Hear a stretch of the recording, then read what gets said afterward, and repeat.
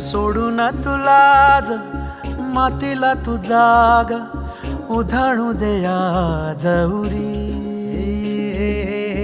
उजाडू दे आज साकड हे माग होऊ दे पहाट नवी.